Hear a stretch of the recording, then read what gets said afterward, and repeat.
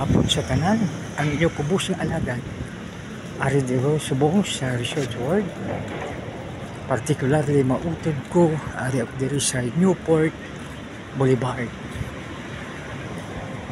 Atong gid panumdumon ang nakasulat sa mga awit, mga salmo 34:7 nga nagasiling, anghel ang magbantay sa atin kung may kahadlok kita sa Ginoo.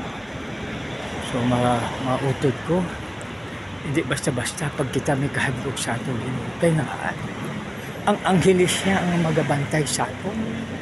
Hindi kundi ba ay natasing kahadlok, wala natasing kasubo. Pwede na kita nga magkanta nga ang mapispis nga nagalupad. Yan, no? Ang mga pispis nga nagalupad, inatipan sa Diyos.